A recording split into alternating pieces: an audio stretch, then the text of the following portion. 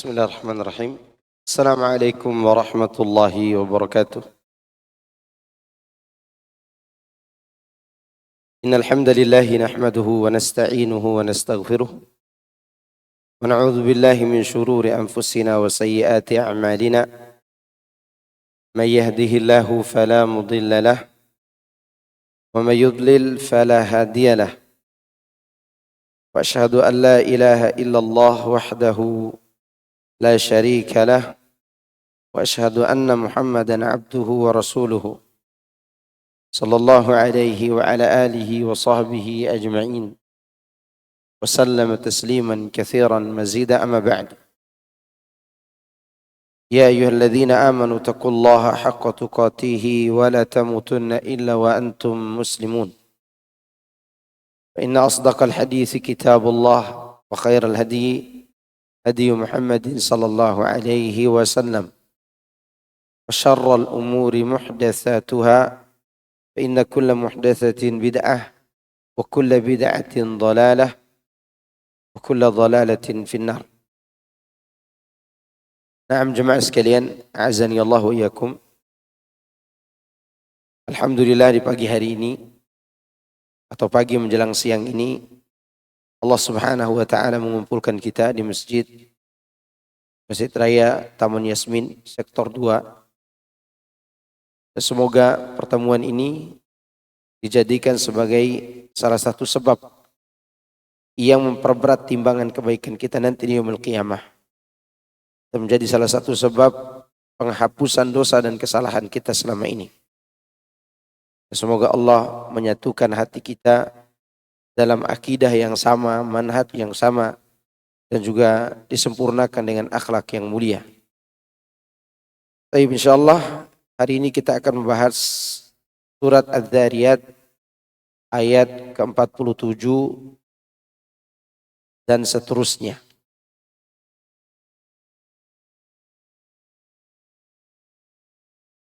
أعوذ بالله من الشيطان الرجيم.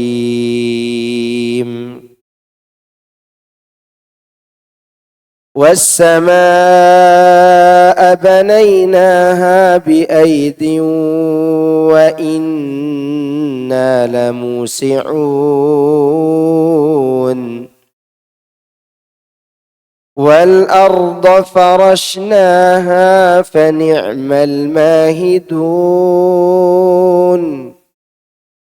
ومن كل شيء خلقنا زوجين لعلكم تذكرون. ففروا إلى الله إني لكم منه نذير مبين. ولا تجعلوا مع الله إلها آخر إني لكم منه نذير مبين. كذلك ما أتى الذين من قبلهم من رسول إلا قالوا ساحر أو مجنون أتواصوا به بل هم قوم طاغون. فتول عنهم فما أنت بملوم وذكر فإن الذكرى تنفع المؤمنين. وما خلقت الجن والإنس إلا ليعبدون. ما أريد منهم من رزق وما أريد أن يطعمون. إن Allah huwar razzaqu dzul quwwatil matin. فإن للذين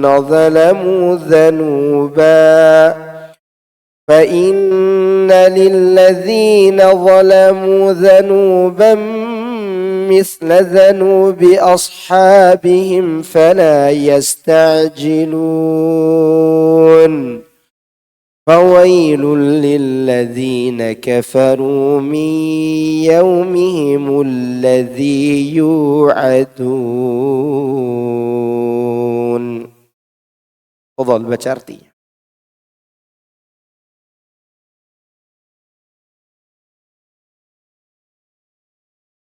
Dan langit itu kami bangun dengan kekuasaan kami, dan sesungguhnya kami benar-benar meluaskannya. Dan bumi itu kami hamparkan, maka sebaik-baik yang menghamparkan adalah kami. Dan segala sesuatu kami ciptakan berpasang-pasangan, supaya kamu mengingat akan kebesaran Allah. Maka segeralah kembali kepada mentaati Allah. Sesungguhnya aku adalah seorang pemberi peringatan yang nyata dari Allah untukmu. Dan janganlah kamu mengadakan ilah yang lain di samping Allah. Sesungguhnya aku seorang pemberi peringatan yang nyata dari Allah untukmu. Demikianlah tidak seorang rasul pun yang datang kepada orang-orang sebelum mereka, melainkan mereka mengatakan, ia adalah seorang tukang sihir atau orang gila. Apakah mereka saling berpesan tentang apa yang dikatakan itu? Sebenarnya mereka adalah kaum yang melampaui batas. Maka berpalinglah kamu dari mereka, dan kamu sekali-kali tidak tercela. Dan tetaplah memberi peringatan, karena sesungguhnya peringatan itu bermanfaat bagi orang-orang beriman. Dan tidaklah aku menciptakan jin dan manusia melainkan supaya mereka beribadah kepadaku. Aku tidak menghendaki rizki sedikit pun dari mereka, dan aku tidak menghendaki supaya mereka memberi aku makan. Sesungguhnya Allah, Dialah Maha Pemberi rizki yang mempunyai kekuatan lagi sangat kokoh. Maka sesungguhnya untuk orang-orang zalim ada bagian siksa seperti bagian teman-teman mereka dahulu. Maka janganlah mereka meminta kepadaku menyegerakannya. Maka kecelakaanlah bagi orang-orang yang kafir pada hari diancamkan kepada mereka. Allah Subhanahu wa taala berfirman mengingatkan penciptaan alam yang tinggi, yaitu langit. Dan juga dia mengingatkan penciptaan alam yang rendah, yaitu bumi. Di mana dia berfirman was-samaa'a banainaha, dan langit itu kami bangun. Maksudnya kami menjadikan langit sebagai atap yang terpelihara dan terjaga serta tinggi.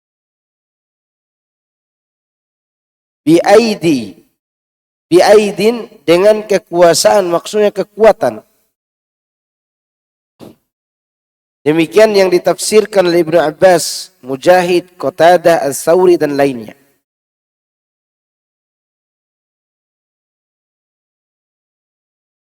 Wa inna lamusi'un.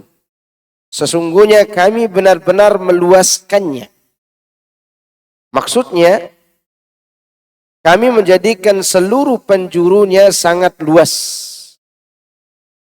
Dan kemudian kami meninggikannya tanpa menggunakan tiang. Sehingga ia menggantung sebagaimana adanya. Penciptaan langit ini membantah persangkaan sebagian orang yang mengatakan bahwa kalau dikatakan Allah beristiwa di atas arsy, berarti Allah butuh kepada arsy. Kita bantah dengan ayat ini dan ayat-ayat yang lainnya, bahwa tidak semua yang berada di atas butuh kepada yang di bawah.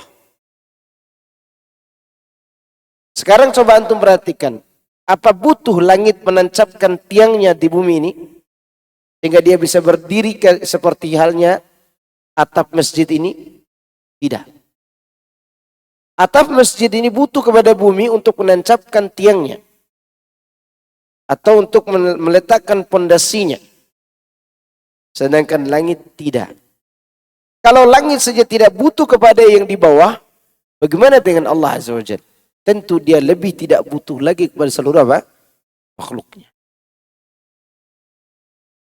Karena sebagian orang mengira kalau dikatakan Allah di atas berarti Allah butuh tempat. Enggak, Allah tidak pernah butuh yang namanya atas.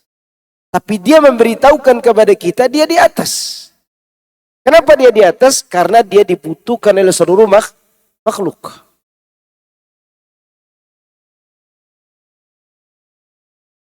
Kemudian wal arda farashnaha, dan bumi kami hamparkan, yakni kami menjadikan ia sebagai hamparan bagi semua makhluk. Fa ni'mal mahidun, maka kamilah sebaik-baik yang menghamparkan. Artinya kami telah menjadikannya terbentang luas bagi para penghuninya. Di bumi ini dibuat terhampar luas seperti ini untuk dinikmati.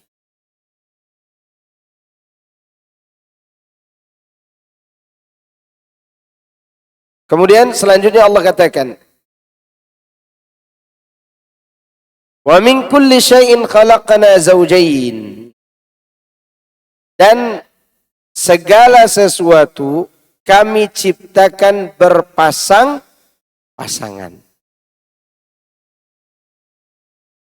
Bahkan ada yang berpasang-pasangan beda tapi saling membutuhkan. Beda karakter tapi saling membutuhkan. Contoh yang sering kita sampaikan, laki dan perempuan. Laki dan perempuan ini berbeda karakter. Kalau diikuti perbedaannya, tidak akan pernah bertemu sampai hari kiamat. Tidak akan pernah bertemu. Bapaknya mau ke utara, istrinya mau ke timur. Yang satu karakternya baperan, yang satu karakternya otoriter.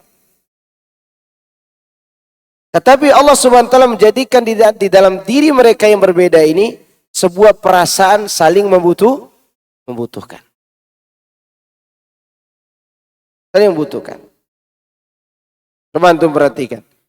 Antum kalau di rumah terus dibosanin sama istri antum. Bosan, lihat dia lagi. Tetapi kalau antum keluar terus dicurigain sama istri antum. Memang maunya apa coba? Begitulah perbedaan. Kalau kita mengikuti itu maka tidak akan pernah menyatu. Dan nikmatnya adalah di balik semua itu Allah ciptakan sebuah perasaan yang namanya saling membutuhkan. Begitu ya.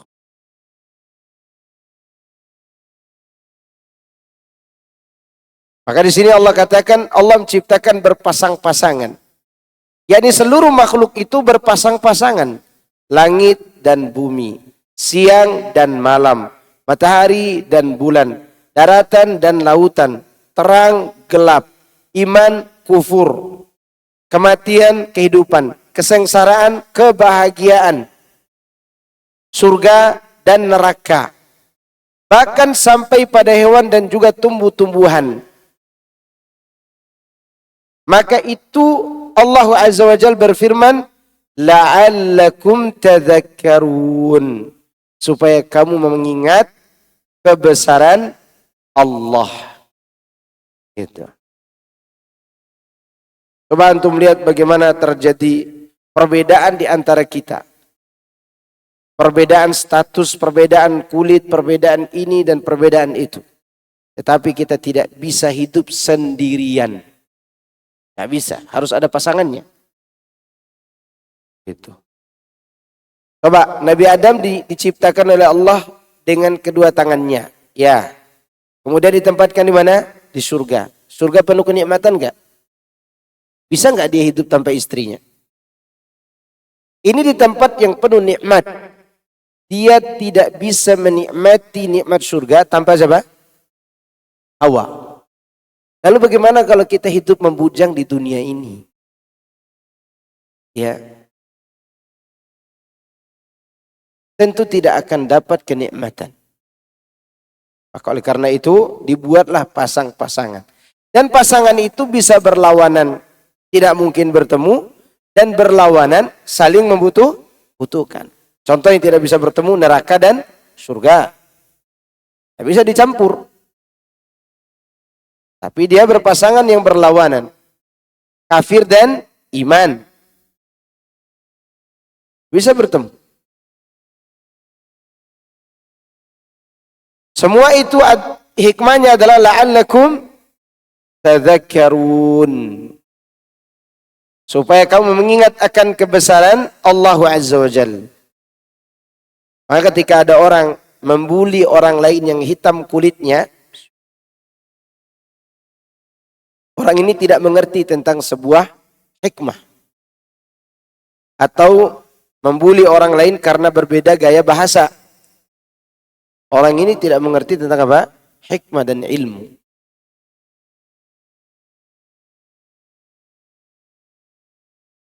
Kemudian Allah kata selanjutnya, tujuannya supaya manusia mengetahui bahwa yang sang pencipta itu hanya satu.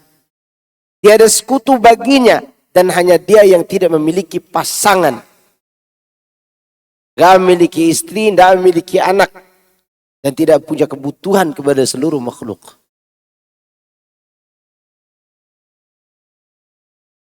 Fafirru ilallah. Kalau begitu, maka segeralah kembali untuk mentaati Allah. Ini tujuannya. Tujuan Allah mengabarkan dia menciptakan langit dengan kekuatannya. Dia hamparkan bumi dengan sebaik-baik hamparan. Dia ciptakan kita hidup berpasang-pasangan agar mengetahui keagungan dan kebesarannya. Maka tujuannya adalah fafirru ilallah. Maka kembalilah kepada Allah. Itu berlindunglah kalian kepadanya. Dan bersandarlah kepadanya dalam menangani semua urusan kalian. Ini yang kadang masih kurang dilakukan oleh orang-orang yang belajar tauhid. Ya. Belajar tauhid itu agar mencapai tujuan ini. Yaitu agar semua urusan kita sandarkan kepada Allah. Kadang orang belajar tauhid, tapi begitu dia dikenai kesusahan, kesulitan, hatinya terikat kemana-mana. Padahal Allah menginginkan agar kita kembali hanya kepada Dia.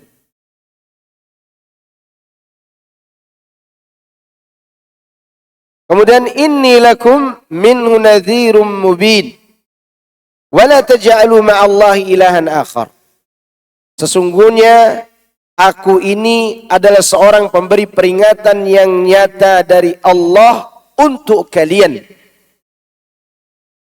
Dan janganlah kamu mengadakan ilah yang lain di samping Allah. Ini tugas yang berat itu. Memberi peringatan.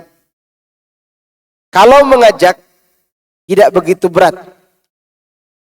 Salat yuk, puasa yuk, zakat, ayo kita pergi umroh.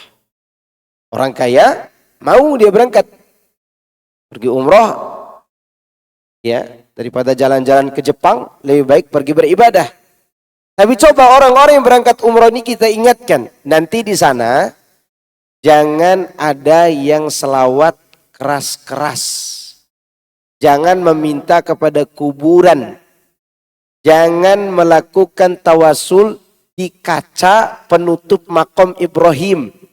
Yang kalau Anda berani menciumnya, itu tercium bau mulut orang Nigeria, Afrika, India, Pakistan, Bangladesh. Karena semua orang pergi cium kaca itu. Kita udah ingatkan, karena dia sudah biasa dengan tawasul di kuburan, berat baginya. Maka ini tugas yang berat, mengingatkan siapa? Orang. Mengajak gampang. Tapi mengingatkan itu yang sulit.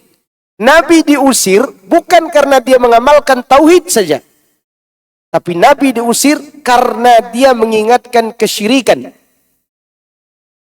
Bukankah Nabi mentauhidkan Allah sebelum dia diangkat sebagai Nabi dan Rasul? Jangan kata menyembah berhala. Mendengar musik saja beliau tidak pernah sebelum dia diangkat sebagai Rasul. Tapi tidak ada orang yang mengusir Nabi. Tidak ada orang yang memusuhi beliau.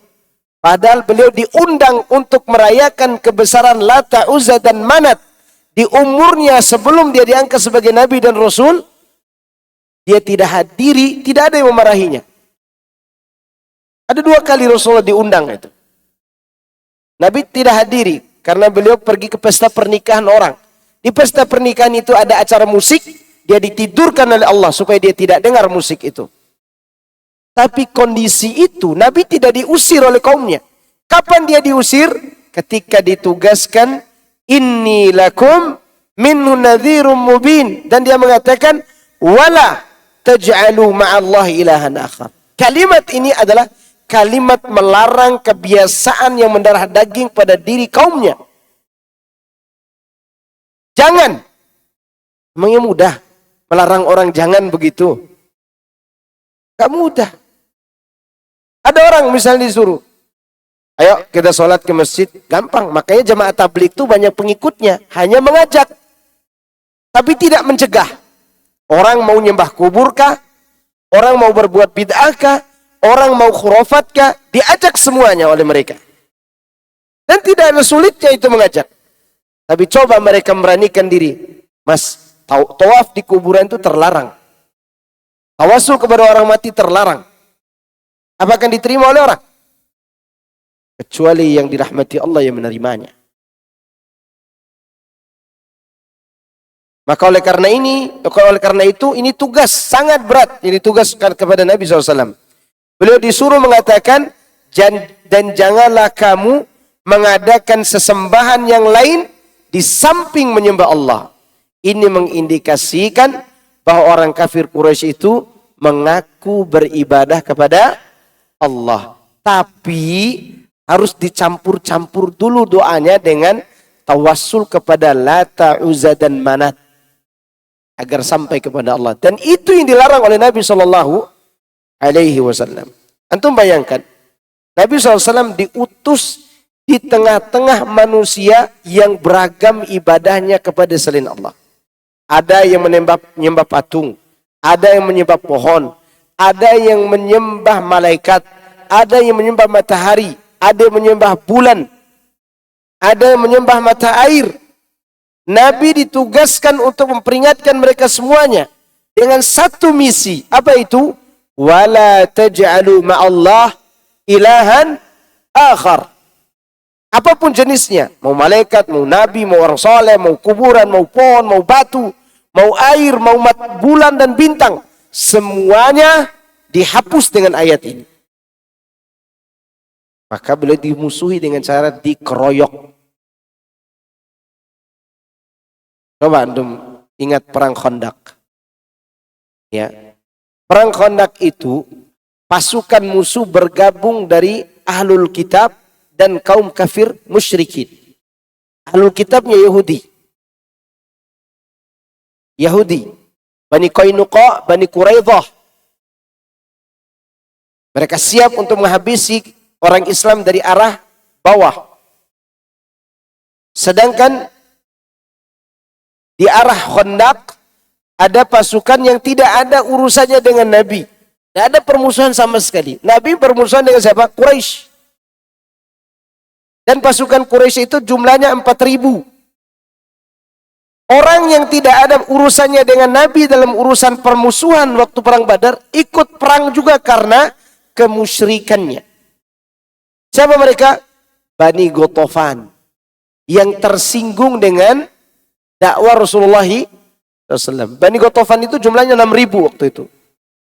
Sekarang sekiranya Bani Ghatafan tidak ikut, ya, maka cukup pasukan kaum muslimin untuk menghadapi Quraisy. Tetapi ternyata tidak bisa dihadapi begitu saja. Maka dibuatlah apa? Khandaq, parit. Itulah kisah perang Parit atau perang Ahzab itu. Karena orang-orang kafir bergabung karena tersinggung. Tersinggung dengan kalimat wala taj'alu ma'allahi ilahan akhar. Kemudian maksudnya janganlah kalian menyekutukannya dengan sesuatu apapun. La malakun muqarrabun wala nabiyyun mursalun. Tidak dipersekutukan dengan malaikat yang terdekat dan tidak pula dengan nabi yang diutus. Tak boleh disembah selain Allah siapapun dia. Maka nanti di hari kiamat malaikat ditanya oleh Allah, "Ahaula iyyakum kanu ya'budun?" Kata Allah kepada malaikat, "Betul enggak orang-orang ini menyembah kalian wahai para malaikat?"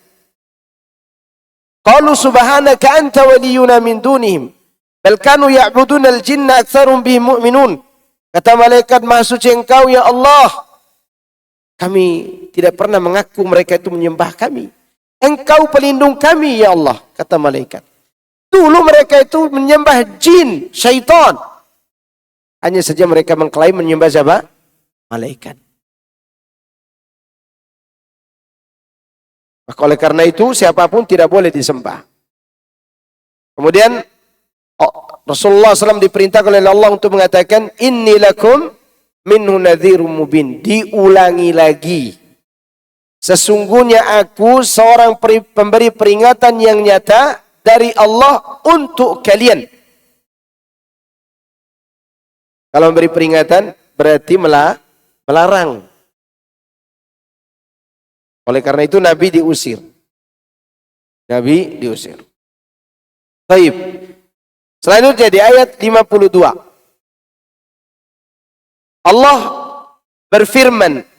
Di ayat 52 ini Allah berfirman untuk menghibur nabinya sallallahu alaihi wasallam.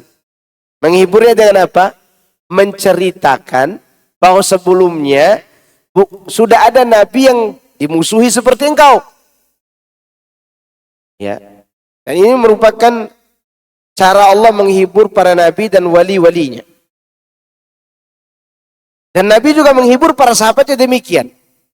Lihat bagaimana Allah mengatakan kepada Nabi Muhammad SAW. Muhammad SAW sebagaimana yang telah dikatakan kepadamu oleh orang-orang musyrik. Maka kalimat itu telah dikatakan pula oleh para pendusta terdahulu kepada para rasul. Apa kalimatnya? Sahirun au majnun. Kau tukang sihir atau orang gila. Ya. Dikatakan tukang sihir, dikatakan orang gila, dikatakan penyair, dikatakan tukang tenun. Nah, itu sudah dikatakan kepada Nabi Nuh, Nabi Saleh, Nabi Hud, Nabi Ibrahim dan seterusnya. Maka Allah katakan, "Kadzalika ma atal ladzina min qablihim min rasulin illa qalu sahirun aw majnun." Demikianlah tidak seorang rasul pun yang datang kepada orang-orang sebelum mereka, melainkan mereka mengatakan dia adalah seorang tukang sihir atau majnun. Tapi ingat, Islam itu tersebar melalui fitnah-fitnah seperti ini.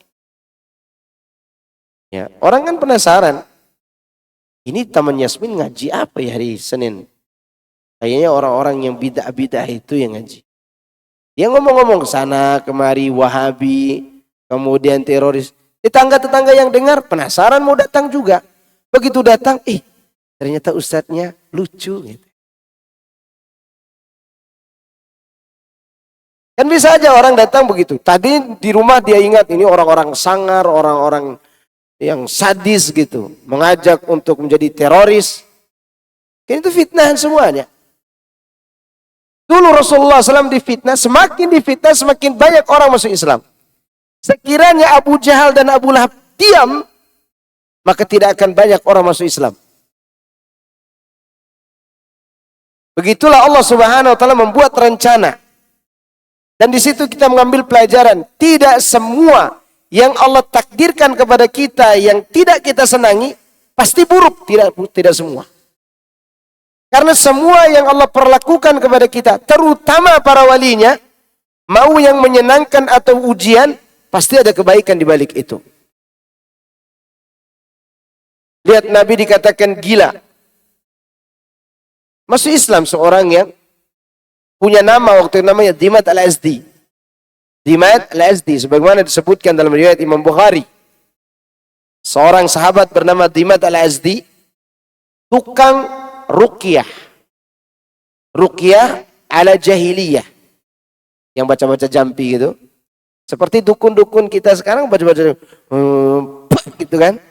Itu begitu jampi-jampi itu. Dulu juga Dimad al-Azdi ini pembaca jampi ala jahiliyah. Kata orang-orang kepada Dimad al-Azdi, ente jangan dekati Muhammad. Apa sebab mereka katakan demikian? Karena Dimad ini orang Mekah yang merantau. Merantau keluar daerah Mekah.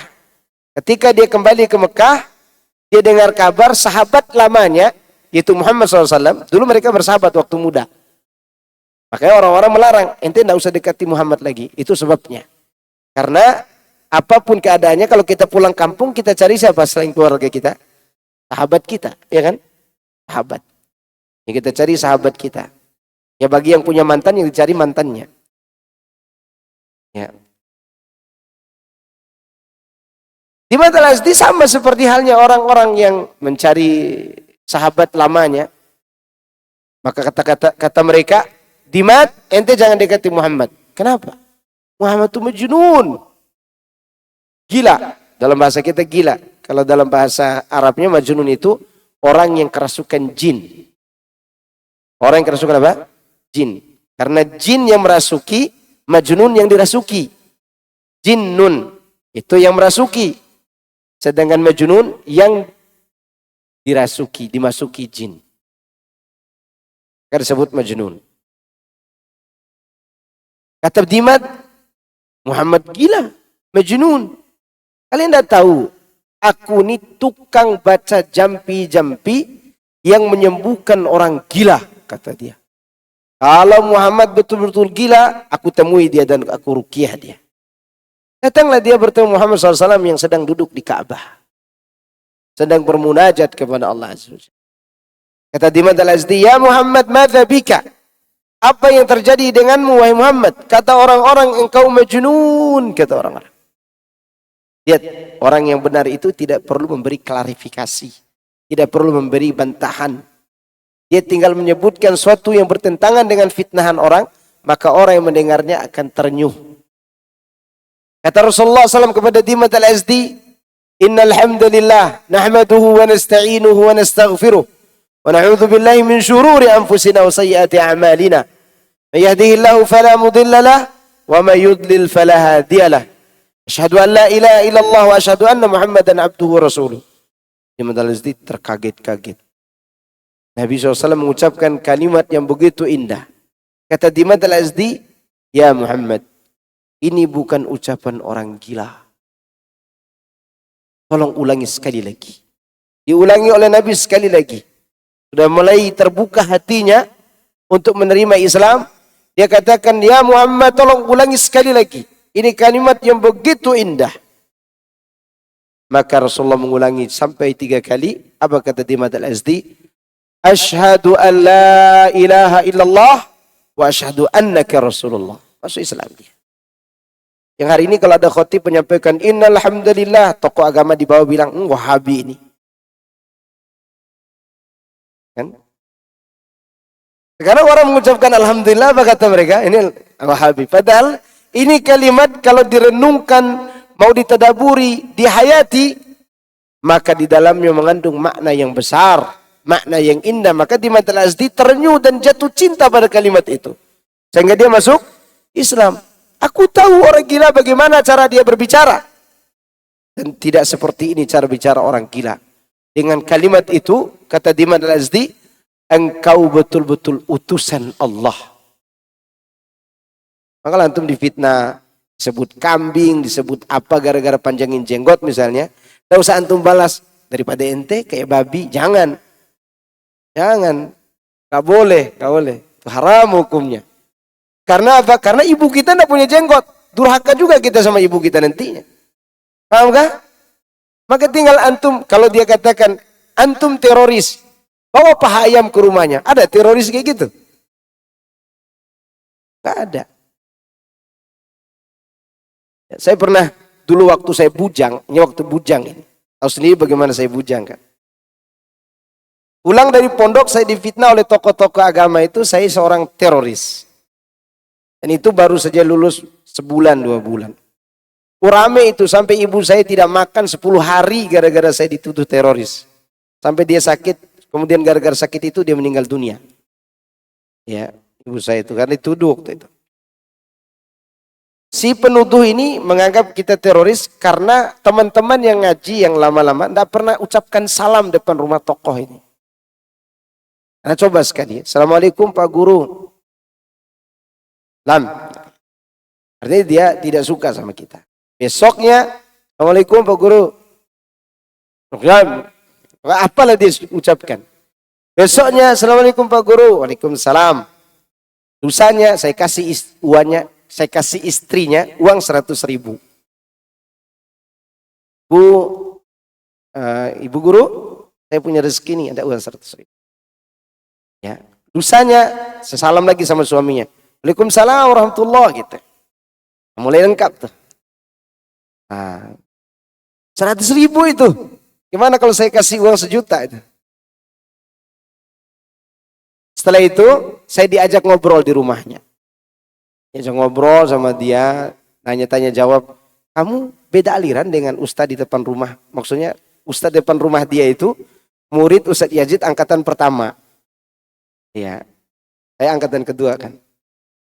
Enggak, sama aja. Tetapi kenapa dia beda sikapnya? Mungkin Pak Guru yang salah menilai. Lama-lama di Pak Guru ini masih bujang ya. Ini masih bujang, belum menikah. Apa yang terjadi?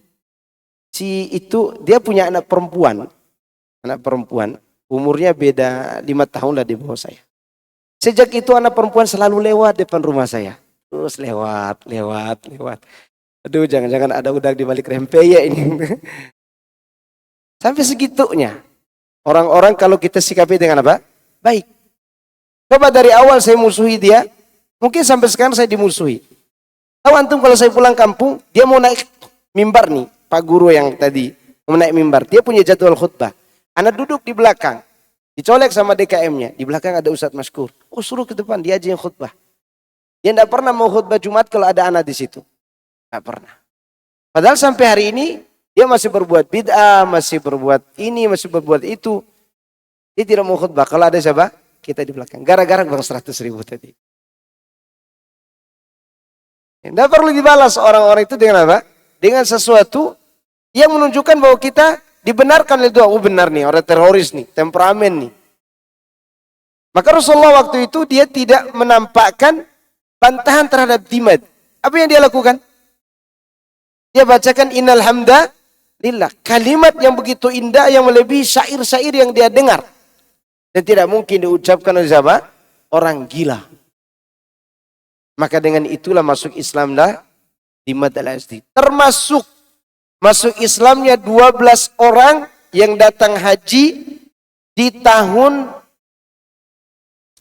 12. Kalau salah, 12 kenabian bukan hijriyah. Karena di tahun ke-13 itu yang datang haji dari Ansor, dari Madinah, 73 orang. 2 diantaranya wanita kalau salah. Ya. Dan dari itu mereka bawa pulang Mus'ab bin Umair, dan Mus'ab bin Umair berdakwah di sana. Dan ternyata Madinah sudah dipenuhi oleh kaum muslimin. Baru Rasulullah SAW diizinkan hijrah di tahun 13 kenabian. Setelah 13 tahun beliau diangkat sebagai nabi, baru dia hijrah. Dan di sana sudah ada rakyat muslim yang menyambut dia dan dia diangkat sebagai pemimpin. Begitulah Nabi SAW. Maka jangan pernah sedih ketika dicaci maki, dicela orang, dikata-katain gitu. Bahkan seorang penyair mengatakan, Islam itu tersebar melalui lidah orang-orang yang hasad. Ya kan? Melalui lidah siapa? Orang-orang yang hasad. Kemudian Allah berfirman, "Atawasau bihi?" Apakah mereka saling berpesan tentang apa yang dikatakan itu? Maksudnya, apakah sebagian dari mereka telah mewasiatkan kepada sebagian yang lainnya tentang hal tersebut?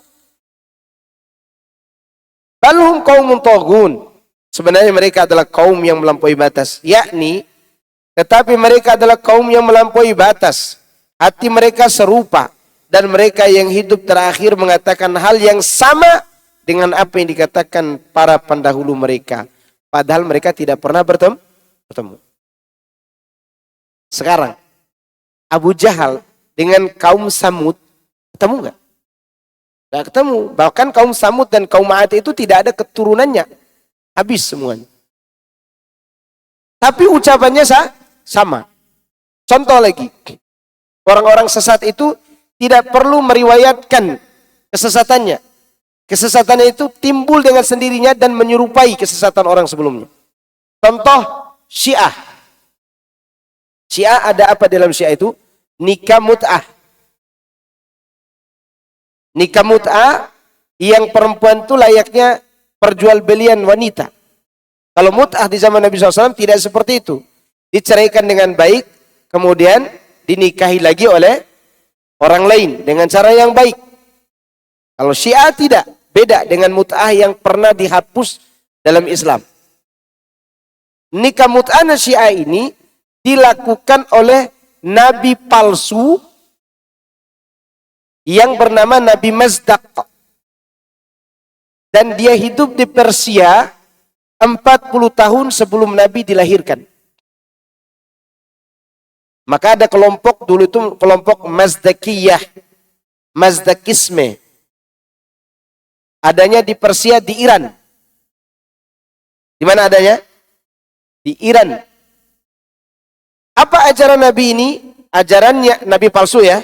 Ajaran Nabi palsu ini menyetubuhi banyak wanita tanpa melalui jalur pernikahan akan mengangkat derajat di surga.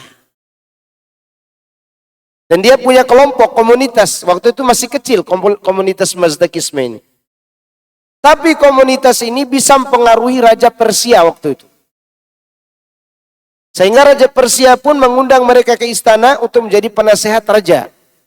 Di luar dugaan mereka meminta kepada raja, serahkan istrimu kepada kami, biar kami setubuhi rame-rame agar dia masuk surga. Kata si Nabi palsu ini. Si raja, karena bodoh, majnun gitu kan. Kena doktrin, dia serahkan juga istrinya. Tapi tidak diterima oleh putra mahkota. Anaknya, calon pengganti raja. Kata anak raja, kalian boleh mengambil ibu saya, tapi kalian harus berdebat dengan saya. Siapa yang kalah, dihukum mati. Maka terjadilah debat, tidak mungkin raja mengalahkan anaknya. Anaknya dimenangkan, kemudian si Nabi palsu dan pengikutnya ini dihukum pancung semuanya, mati, tidak ada yang tersisa. Tapi di negeri Persia itu ajarannya masih ada sampai sekarang. Dianut oleh siapa? Syiah. Apakah waktu itu Nabi Mazdaq berpesan kepada Syiah ini nanti ikuti ajaran saya? Tidak. Karena kesesatan itu tumbuh dengan sendirinya. Maka nikah mut'ah yang dilakukan Syiah itu bukan nikah mut'ah yang pernah dihapus dalam ajaran agama kita ini. Tapi nikah mut'ah yang pernah dilakukan oleh Nabi palsu yang bernama siapa tadi? Mazdaq. Yang kemudian kelompok ini disebut dengan Mazdaqisme. Ya. Saya tahu ada kelompok ini karena saya punya kitab di rumah itu, kitab ensiklopedi aliran-aliran dan madhab. Lumayan tebal itu kitab. Dan ini menunjukkan bahwa kesesatan tidak perlu diriwayatkan, tetapi timbul dengan sendirinya. Adapun hadis Nabi harus jelas riwayatnya. Gitu. Antum mengikuti sunnah sekarang, difitnah enggak? Fitnahnya tidak jauh beda seperti yang difitnahkan kepada si pemilik sunnah itu sendiri, yaitu Rasulullah Sallallahu Alaihi Wasallam, pemecah belah umat, ya kan? Itu pernah difitnahkan kepada Nabi. Kenapa Nabi disebut sahih, tukang sihir? Karena menurut anggapan Al-Walid bin Mughirah, Walid bin Mughirah itu siapa? Ketua gengnya Abu Jahal. Abu Jahal itu bisa dikatakan buzzer. Di atasnya ada yang bernama Al-Walid bin Mughirah. Walid bin Mughirah tidak tahu apa yang harus dikatakan kepada Muhammad kecuali satu kata, tukang sihir. Karena kalau dikatakan penyair, kata Walid bin Mughirah, nggak mungkin, aku ini penyair. Syair itu tidak seperti itu. Ini adalah jampi-jampi tukang sihir karena dia berhasil memisahkan suami dengan istri, anak dengan orang tua. Karena waktu itu kalau anaknya masuk Islam, orang tuanya mengusir anaknya. Kalau suami masuk Islam, istrinya tidak mau ikut, pisah dengan suami istri itu. Gitu. Maka disebutlah orang gila. Orang tukang sihir. Ternyata kalimat Walid bin Mughirah pernah diucapkan kepada Nabi Nuh. Oleh siapa? Kaum Nabi Nuh. Demikian seterusnya. Maka di sini disebutkan bahwa mereka, apakah mereka saling mewasiatkan? Ini pertanyaan dari Allah Subhanahu wa taala. Lebih lanjut Allah berfirman, "Fatawalla anhum," maka berpalinglah dari mereka. Tentu setelah diberikan apa? Peringatan. Maksudnya menghindarlah kamu dari mereka, wahai Muhammad. Fama anta bimalum, dan kamu sekali-kali tidak tercela, yakni kami tidak akan pernah mencelamu karena hal tersebut. Maka Rasulullah SAW ketika beliau sudah menyampaikan peringatan, beliau menghindar. Sebelum hijrah ke Madinah, beliau menghindar ke Taif. Di Taif pun beliau dimusuhi. Tapi tidak boleh menghindar sebelum memberi peringatan. Maka Nabi SAW memberi peringatan dulu, ternyata tidak bisa. 10 tahun lamanya, beliau akhirnya pindah ke Taif. Jalan kaki 60 mil lebih. Kalau dikilokan mungkin 96 kilo atau 100 kilo. Dari Mekah ke Taif. Jalan kaki 100 kilo. Dalam sepanjang perjalanan setiap kabilah yang ditemui ditawarkan Islam, tidak ada yang mau menerima. Sampai di Taif, dia ketemu dengan 3 orang bersaudara. 3-tiganya ini, satu mengatakan, Muhammad, jika Allah mengutus engkau, maka apa tidak ada orang lain yang diutus dari Allah selain kamu, wahai Muhammad? Satu. Yang kedua mengatakan, kalau benar kau itu utusan Allah, maka pasti rusak tuh Ka'bah. Artinya tidak pantas kau jadi utusan Allah. Yang ketiga mengatakan, kau bangun dari tempat dudukmu, wahai Muhammad, aku muak melihat wajahmu, kata yang ketiga. 3-tiganya anak tokoh di Taif. Rasulullah pun bangun bersama Zaid bin Haritha. Kemudian Rasulullah SAW minta izin kepada mereka tinggal di Taif berapa hari. Kalau salah 10 hari beliau tinggal. Setelah itu orang-orang memprovokasi anak-anak, budak-budak, wanita-wanita untuk melempari beliau dengan batu. Maka beliau terusir sejauh 3 kilo dari tempat itu.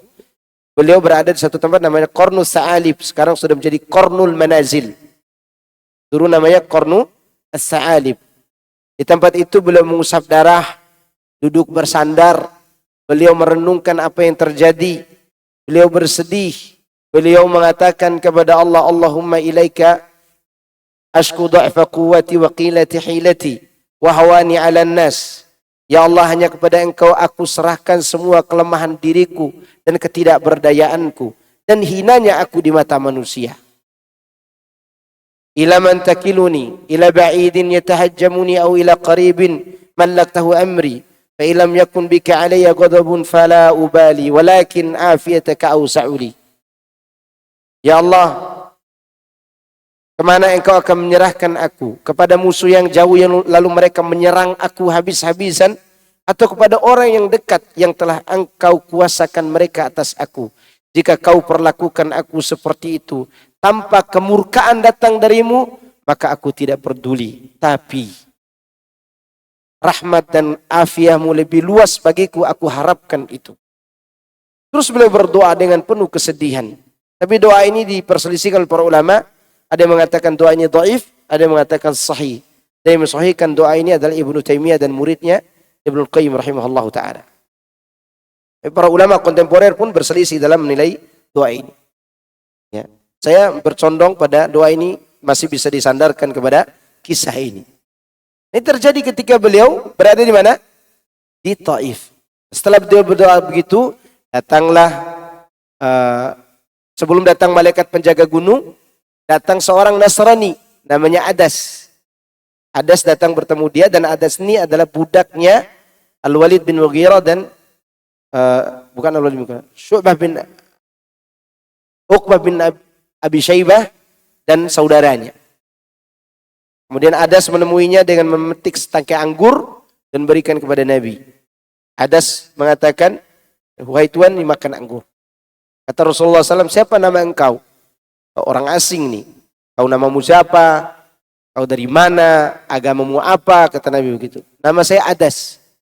Saya dari Ninawa. Kata si Adas ini. Dan saya beragama Nasrani. Nabi mengatakan Ninawa itu kan negerinya negerinya Yunus bin Matta. Kemudian Adas terheran-heran. Wahai fulan, wahai tuan, tidak ada yang tahu tentang Ninawa dan Yunus kecuali orang yang diutus sebagai Rasul. Anda siapa? Kata Adas. Ini anggurnya belum dimakan nih, masih diskusi dakwah ini. Kalau kita tancap gas dulu baru dakwah.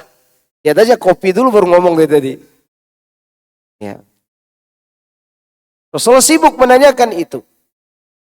Kata Rasulullah, aku dan Yunus saudara dalam kenabian, kami berbeda ibu. Dia seorang nabi yang diutus dari Allah Subhanahu wa taala.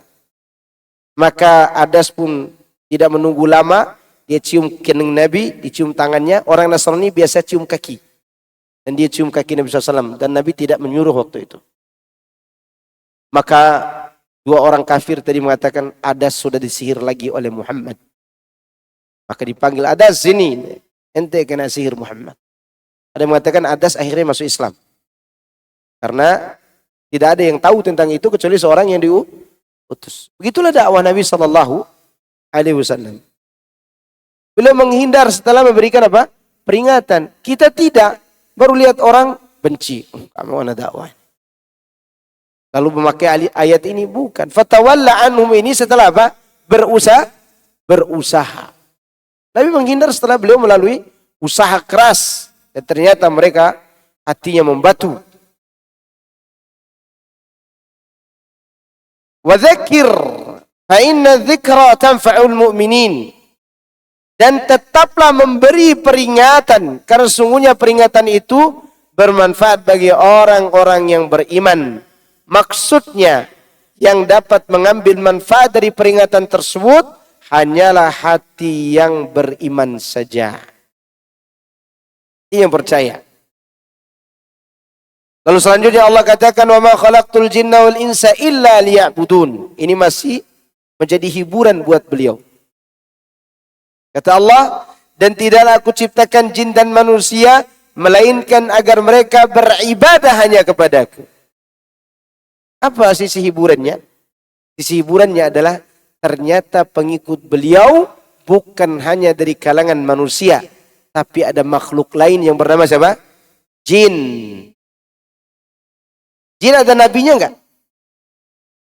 Ada, yaitu Muhammad sallallahu alaihi wasallam. Tapi kalau ditanya ada nabi enggak di kalangan jin? Enggak ada. Enggak ada. Kalau sekiranya nabi diutus dari kalangan jin dan nabi itu diwajibkan untuk mendakwahi kita, dia timbul hilang di hadapan kita, lari kita, bukan karena tidak menerima kebenaran, tapi karena takut kepada jin. Maka nabi itu dari kalangan manusia. Mana bukti bahwa jin mengikuti Nabi Muhammad SAW? Masih cerita Taif tadi. Di mana di cerita itu Nabi dihibur oleh Allah dengan kabar ketika orang-orang menolak ucapanmu, menolak bacaan Qur'anmu, ada kelompok jin yang mau dengar. Coba sekarang contoh. Anak isi kajian nih. Ada orang di sini. Orang ngobrol di sana. Tidak ada orang yang mendengar. Anak live streaming. Yang nonton di live streaming ada berapa? 1000. Senang gak? Di luar, ada 1000 yang nonton. Senang, ada yang melihat, ada yang mau dengar gitu. Nabi juga waktu itu sedih karena dia kira tidak ada yang mendengar. Apa kata Allah? Wa israfna ilaika nafaran minal jin yastami'una al-Qur'an. Falamma hadaruhu qalu ansitu. Falamma qudiya wallaw ila qaumihim munzirin. Ingatlah wahai Muhammad ketika kami giring kepadamu sekelompok jin. Yastami'una al-Qur'an. Mereka datang dengan serius untuk mendengarkan Al-Quran. Tatkala mereka hadir, mereka saling mengatakan, ansitu, diam. Tenang, kata jin-jin itu. Setelah selesai mereka dapatkan ilmunya, mereka pulang ke kaumnya memberi peringatan. Maka Rasulullah dihibur oleh Allah di mana? Di Taif waktu itu. Ini ayat berkaitan dengan kisah beliau diusir dari Taif. Baru setelah itu datang malaikat penjaga gunung. Menawarkan, mau nggak aku angkat 2 gunung ini untuk ditimpakan kepada orang-orang yang memusuhimu. Kalau Nabi katakan iya, nggak bisa pergi umroh kita. Yang Mekah dan Taif hancur. Nabi katakan, bal arju an yukhrijallah min aslabihim man ya'budullah. Aku masih berharap dari tulang sulbi mereka Allah keluarkan orang-orang yang beribadah hanya kepada Allah wala yusyriku bihi syai'a, dan tidak berbuat syirik kepada Allah Azza wa Jalla. Dan itu benar. Ya, itu hikmahnya. Maka di sini Allah menyampaikan bahwa kau akan memiliki pengikut dari kalangan siapa? Jin. Maksudnya aku ciptakan mereka itu dengan tujuan untuk menyuruh mereka beribadah kepadaku. Bukan karena aku membutuhkan mereka. Yang butuh siapa di sini? Kita apa Allah? Kita yang butuh. Mengenai firman Allah, illa liya'budun. Ali bin Abi Thalib meriwayatkan dari Ibnu Abbas. Ali bin Abi Talha meriwayatkan dari Ibnu Abbas. Artinya, melainkan supaya mereka mau tunduk beribadah kepadaku, baik secara sukarela atau terpaksa. Dan itu pula yang menjadi pilihan Ibnu Jarir. Sedangkan Ibnu Jurayj menyebutkan, yakni supaya mereka mengenal aku. Tapi tentunya ibadah yang dimaksud di sini adalah ibadah yang disyariatkan Allah dan caranya diatur oleh Rasulullah SAW. Itu tujuannya. Demikian juga nabi-nabi sebelumnya. Tujuannya beribadah hanya kepada Allah dan mengikuti Rasul yang ada pada zaman mereka. Allah berfirman, "Wala in sa'altahum man khalaqas samawati wal arda la yaquluna Allah." Masih berkaitan dengan illa liya'budun. Maksudnya tidak lain adalah terkecuali untuk beribadah. As-Suddi mengemukakan di antara ibadah itu ada yang bermanfaat dan ada pula yang tidak bermanfaat. Seperti yang Allah firmankan, jika kamu tanya kepada mereka, siapa yang menciptakan langit dan bumi, mereka mengatakan Allah. Ya. Mereka hanya mengakui Allah menciptakan. Dan itu pengakuan ubudiyah secara kauniyah. Sebagai alam. Bahwa kita ini adalah hamba Allah. Tapi tidak berguna kalau tidak ruku dan sujud. Kalau tidak berdoa hanya kepada Allah melalui ibadah yang disyariatkan. Karena ibadah itu 2. Ibadah kauniyah, ada ibadah syar'iyah. Ibadah kauniyah adalah semua orang statusnya hamba Allah. Mau dia kafir, mau dia muslim, mau dia manusia, hewan, jin, semuanya hamba Allah. Itu ibadah kauniyah namanya. Ada ibadah syar'iyah. Kita dianggap sebagai hamba Allah yang khusus bila menjalankan ibadah yang diperintahkan dalam syariatnya. Dan ini yang menjadi tujuan utamanya. Ibadah mereka disertai dengan suatu kesyirikan sama sekali tidak mendatangkan manfaat bagi mereka. Orang kafir itu beribadah, tapi dia juga berbuat syirik. Yang dimaksud dengan hal itu adalah orang-orang yang beriman. Maksudnya agar orang-orang yang beriman itu beribadah hanya kepada Allah saja, tidak mempersekutukannya.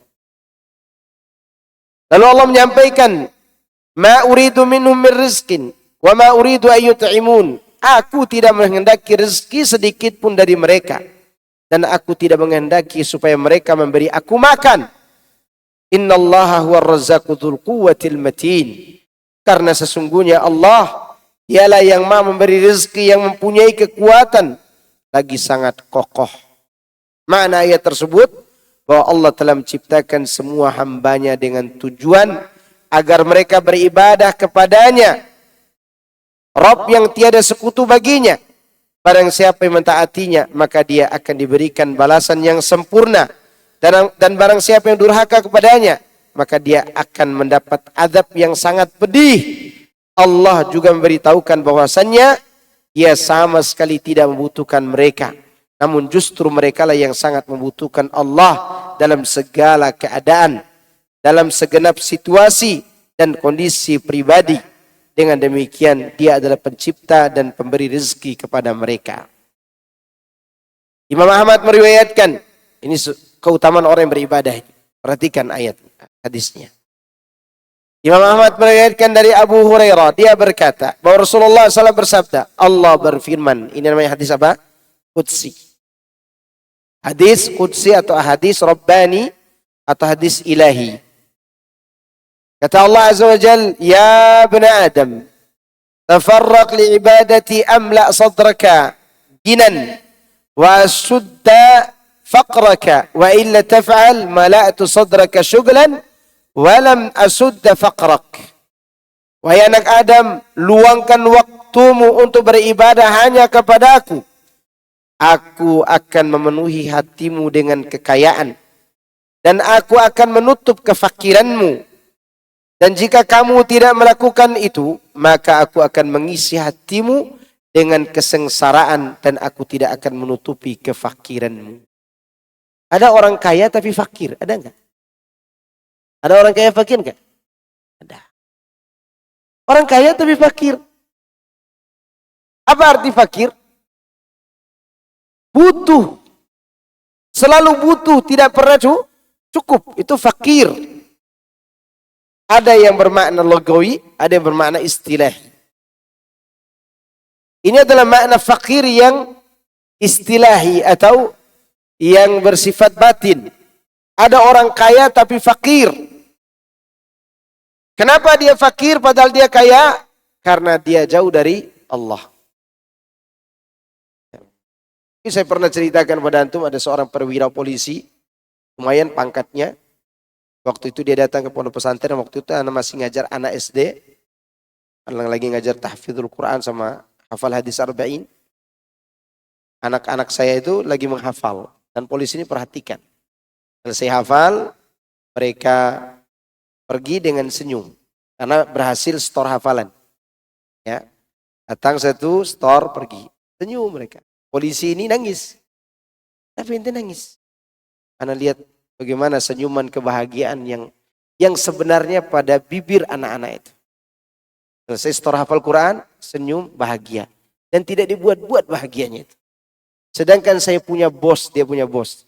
Orang Chinese, dia punya market, supermarket besar gitu. Kayak macam mini mall gitu.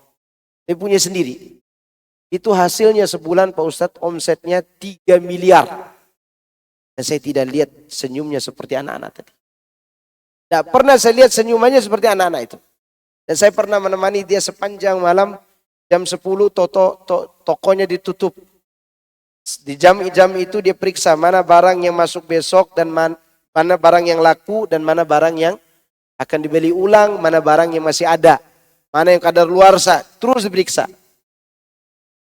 Belum tidur pula tuh. Masih jam sekian.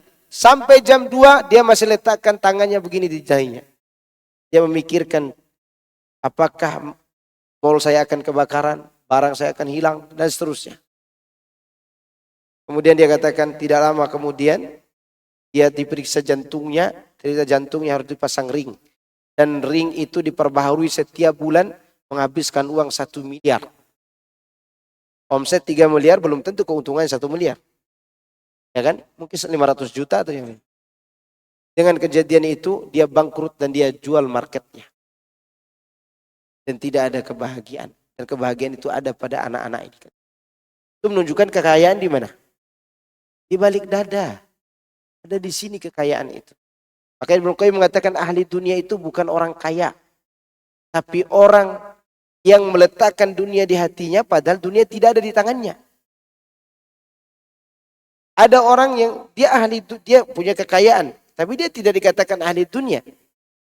Kapan? Ketika dunia banyak di tangannya, tapi hatinya tidak begitu besar mencintai dunianya. Maka kekayaan itu ada di mana? Di sini, di hati. Maka ada orang kaya tapi dia fakir. Maka Allah katakan, kalian sibukkan diri dengan ibadah, kupenuhi hatimu dengan apa? Kaya. Makanya jangan suka melirik hidup orang lain kalau kita tidak mau susah. Kadang kita itu susah karena melirik kehidupan tetangga kita. Tetangga kita pergi jalan-jalan ke luar negeri. Ke Jepang, ke Malaysia, ke Singapura, ke Australia. Seluruh dunia telah dia kelilingi. Dia karena muslim pergi umroh juga. Balik dari tempat itu kita katakan enaknya itu ya. Ternyata besoknya lagi ngantri di PA. Pengadilan Agama mau cerai. Padahal lagi bahagia-bahagianya. Lagi kaya-kayanya. Apa keistimewaannya? Ada, karena hati itu tidak bisa menerima sesuatu ketika dia tidak qanaah. Tidak bisa menerima apa yang Allah berikan kalau tidak apa? Qanaah. Kita merasa cukup. Meskipun punya uang hanya 5 miliar. Ya amin dong, amin gitu ya. Gimana rasanya? Itu menunjukkan bahwa tidak semua orang yang kita lihat enak hidupnya bahagia seperti kita. Jangan pernah kita berangan-angan apa yang ada pada diri orang itu dipindahkan kepada kita. Belum tentu kita bahagia juga kalau dipindahkan kepada kita. Contoh misalnya ada orang, seandainya istri saya seperti artis. Badannya seperti gitar Spanyol, montok begitu. Tiba-tiba dikabarkan lagi selingkuh.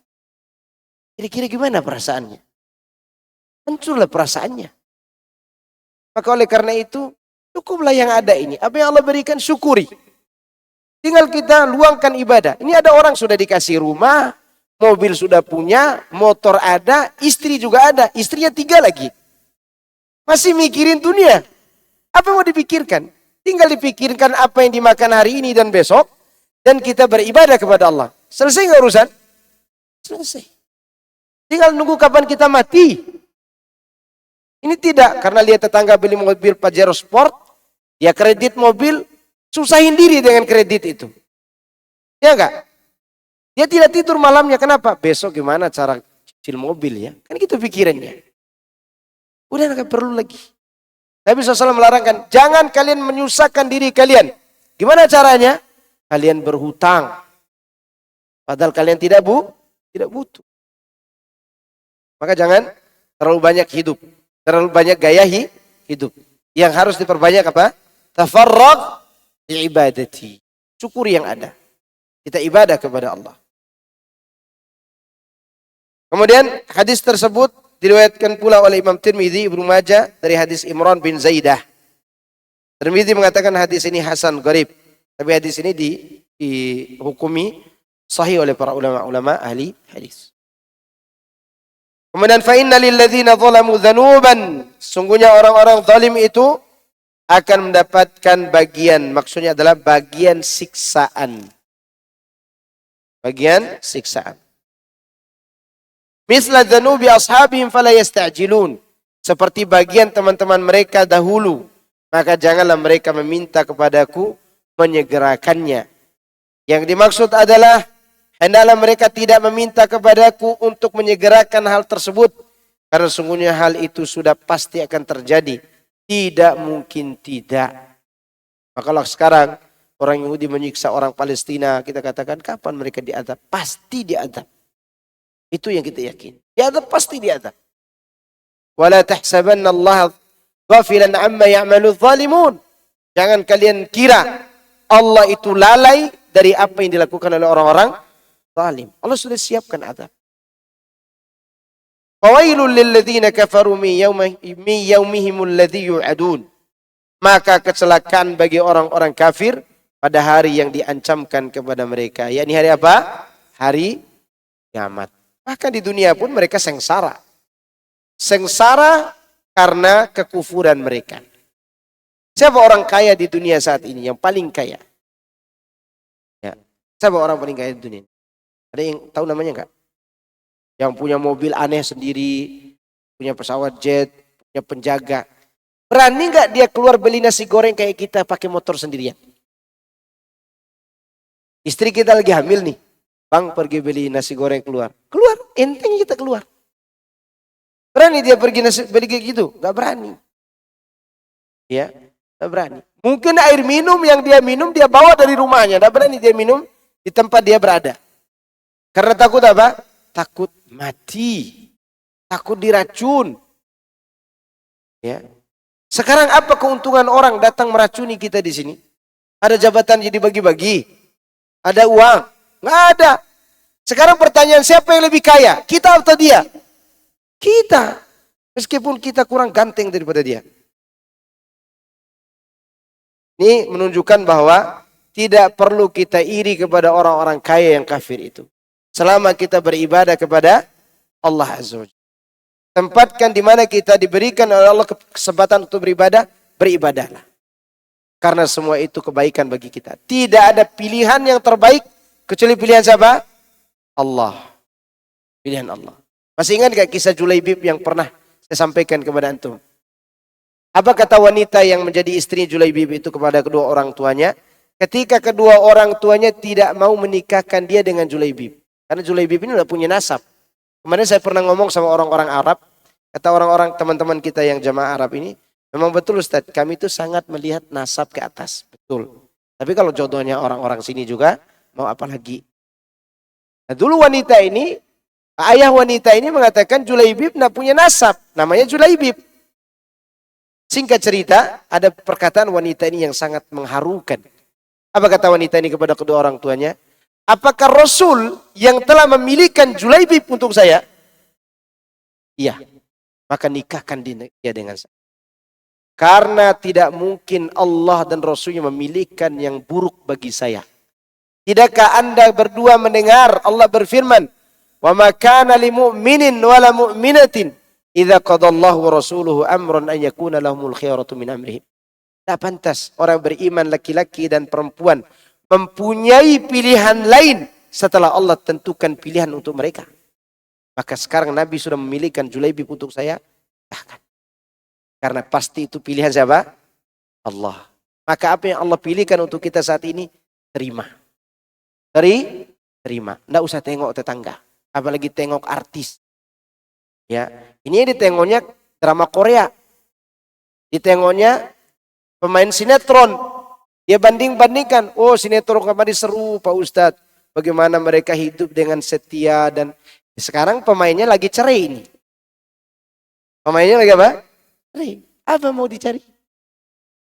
Ya, apa mau dicari? Tidak ada pilihan kecuali apa yang telah ditentukan oleh Allah Subhanahu wa ta'ala. Maka kembali pada hadis qudsi tadi, tinggal kita luangkan waktu untuk apa? Tafarrag li ibadati. Nah, tafadhal, ada yang bertanya. Silakan, ada yang bertanya. Tafadhal, Pak.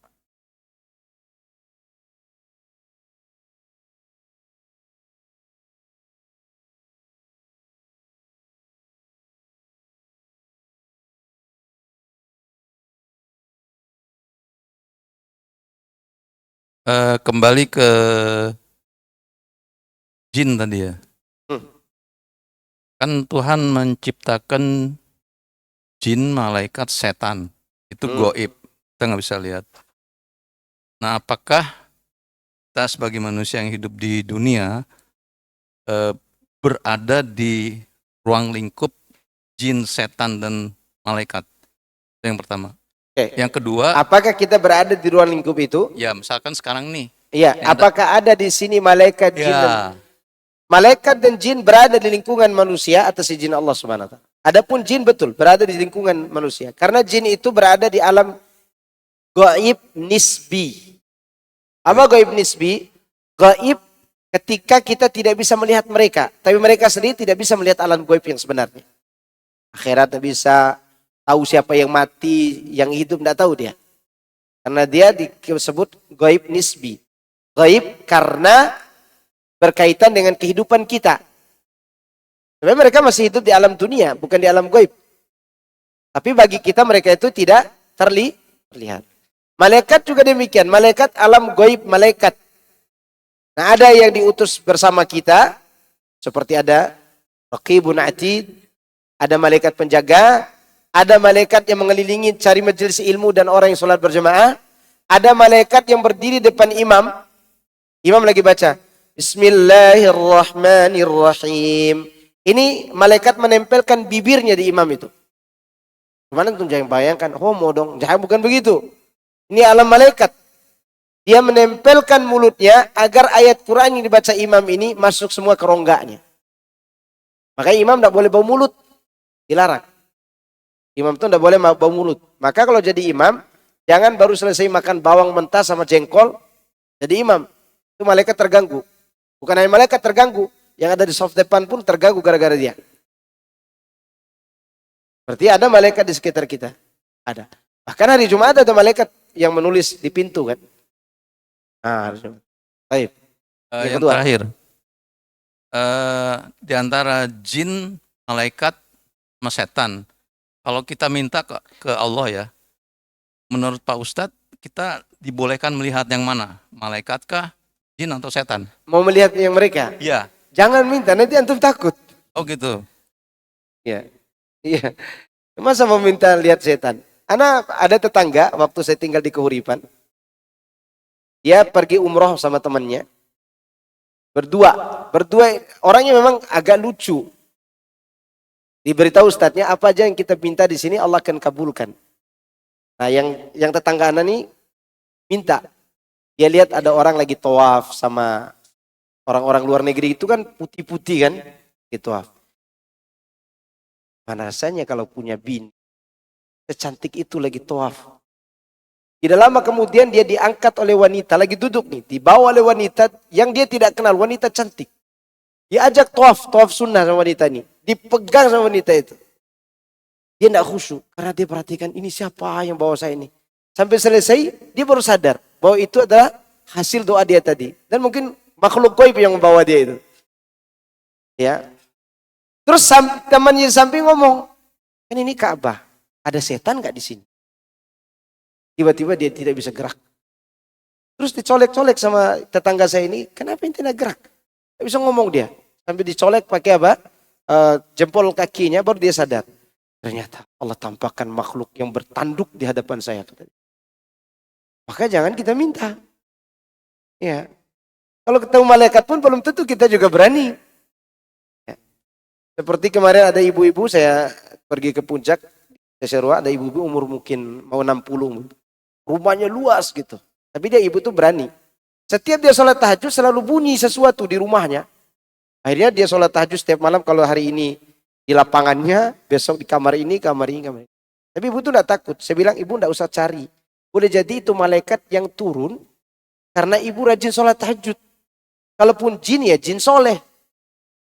Dia bilang selesai tahajud saya akan sentir ke sana kemari. Ibu tidur aja santai aja bilang. Jadi ibu taat kepada Allah, baca Quran juga. Oh, di Cesurua tempatnya.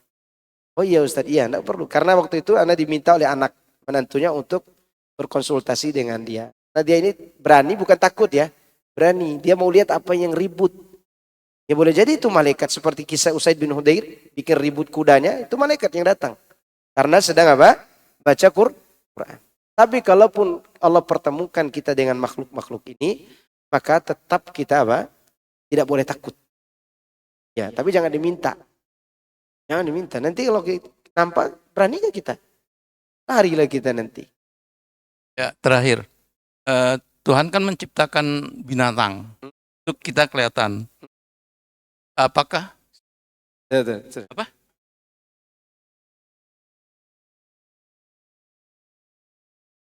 Terus. Oh, saya. Ya, terus. Allah. Binatang itu bisa melihat salah satu di antara tiga tadi nggak? Ya, kalau binatang bisa melihat alam kubur bahkan. Binatang itu bisa melihat siksaan kubur atau nikmat kubur. Itu binatang. Ya, binatang. Apakah dia bisa melihat malaikat, melihat jin? Wallahu alam. Ya, karena binatang juga diberikan izin oleh Allah melihat siapa? Yang gaib. Lihat yang gaib. Taib. Ada bertanya? Yang lain.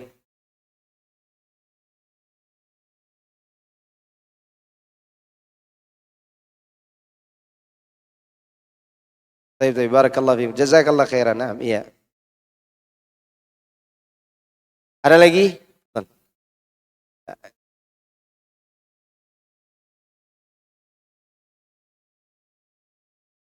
Ibu-ibu ada yang bertanya? Assalamualaikum Ustaz.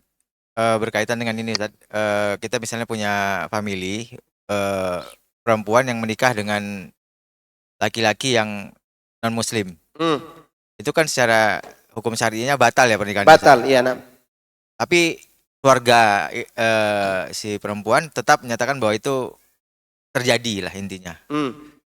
Terus kita diminta sebagai ini untuk mengingatkan atau menasihati si laki-laki yang non muslim ini agar menjadi Muslim. Jadi tugas kita posisi ini kita mengingkari atau menjauhi sebagai bentuk keingkaran kita terhadap. Diperingatkan dulu bahwa pernikahan ini kalau tidak sama agama tidak sah, batal nikahnya. Jangan kata mereka memang nikah dari awal sudah beda agama. Ada orang nih sama agama muslimnya, tapi si laki-laki meninggalkan sholat, dalam mazhab Hambali dibatalkan nikahnya. Otomatis batal. Iya, dalam mazhab Hambali. Kalau mazhab Syafi'i dirinci. Kalau si yang meninggalkan sholat ini, dia meyakini sholat tidak wajib, maka batal nikahnya. Dalam mazhab Syafi'i. Tapi kalau dia meyakini sholat wajib, dan dia masih sholat malas-malasan, maka dia tidak batal nikahnya.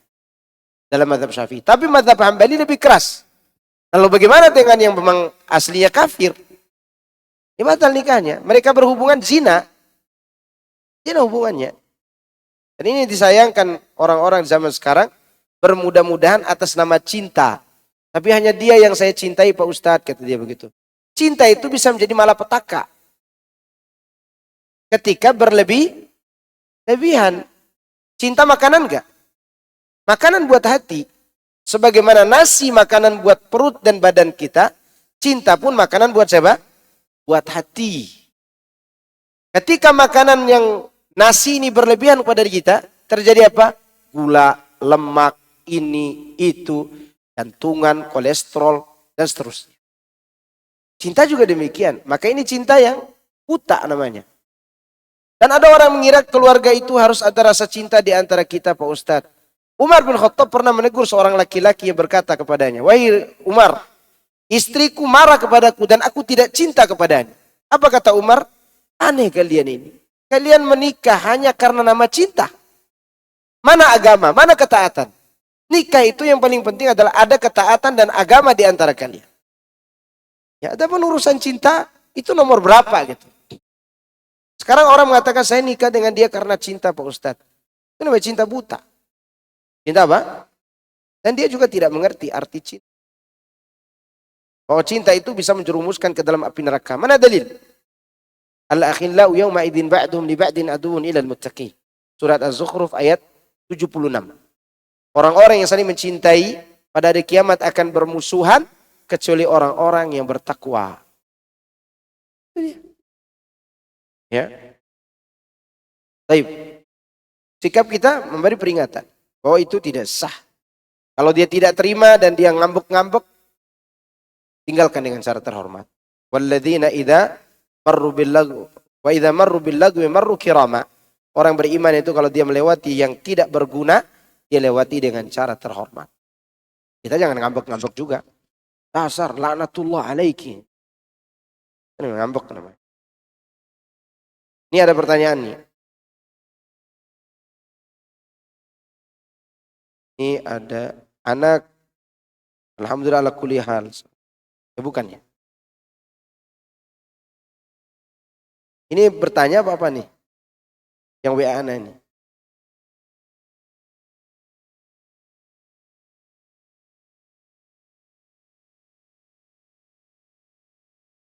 Oh iya, ini ada pertanyaan. Ustaz, qadarullah saya ikut pengajian nih.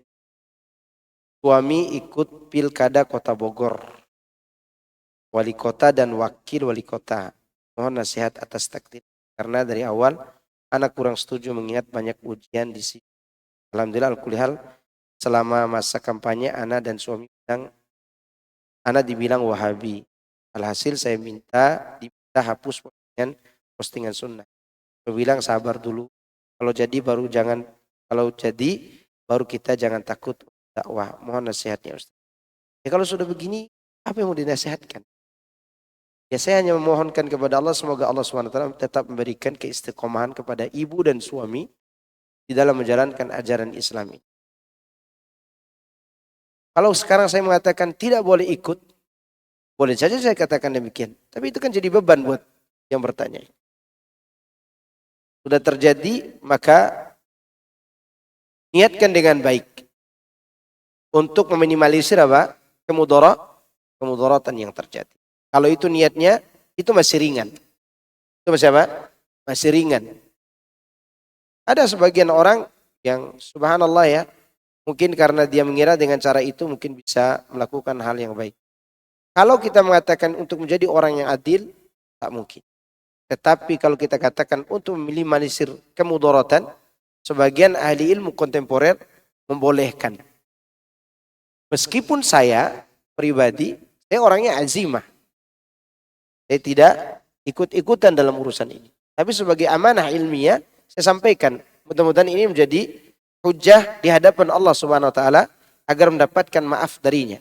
Yaitu meminimalisir kemudaratan. Minimalisir kemudaratan. Kalau untuk menjadi orang yang adil, sama sekali jauh dari kata adil. Karena pemimpin yang adil itu dua syaratnya. Rakyatnya harus diayomi dan hukum Allah harus ditegakkan. Maka di sini bukan untuk apa? Untuk mencapai hal itu, karena itu tidak mungkin. Yang paling mungkin adalah meminimalisir apa? Kemudaratan. Ya, mudah-mudahan Allah berikan pertolongan kepada saudara dan saudari ini. Kalaupun Allah memberikan Anda kekuasaan, maka tunaikan apa yang Anda cita-citakan. Kalaupun tidak, berarti itu pilihan terbaik bagi Anda. Bahwa Allah menginginkan Anda untuk menghindari apa? Fitnah. Nah, barakallahu fikum. Ustaz, bolehkah bermakmum wanita di dalam rumah? Apa ini? Ada yang bisa baca? Pas Asroni bisa baca. Hah? Bermakmum sesama wanita di dalam rumah karena posisi musolanya bersebelahan. Oh iya. Dia kepengen jadi makmum di dalam rumah. Jadi makmum untuk imam di musola. Ya, dia di dalam rumahnya. Boleh atau tidak gitu? Sementara mau sholat sendiri, suara imam terdengar jelas di dalam rumah. Ya. Gimana ya? Oke. Kalau ibu berada di ruangan yang memang ruangan itu bisa tembus, bisa melihat imamnya, maka boleh-boleh saja untuk ikut jadi makmum. Tapi ini masalahnya adalah tidak kelihatan dan status tanahnya tidak sama dengan tanah musola itu. Itu kan tanah pribadi ibu. Bagaimana dengan Masjidil Haram? Masjidil Haram itu status tanah haramnya, bukan status bangunan masjid. Makanya dibolehkan sholat di pelataran jadi makmum. Maka sholat di hotel itu. Masjidil Haram. Kalau ini udah berbeda tempat tanah wakafnya. Tanah ibu dan tanah musola. Kecuali musola itu penuh. Dan soft-softnya bludar sampai ke rumah ibu softnya. Nah, maka jamaah wanita sholat di rumah ibu. Ada TV-nya di depan. Bisa lihat apa? Imam. Wallahu alam. Kalau saya sih menganjurkan yang seperti ini, sholat sendiri di rumah. Sholat sendiri di rumah. Ya, baik. Ada yang lain bertanya? Cukup ya? Subhanakallahumma wa bihamdika asyhadu an la ilaha illa anta astaghfiruka wa atubu ilaik. Assalamualaikum warahmatullahi wabarakatuh.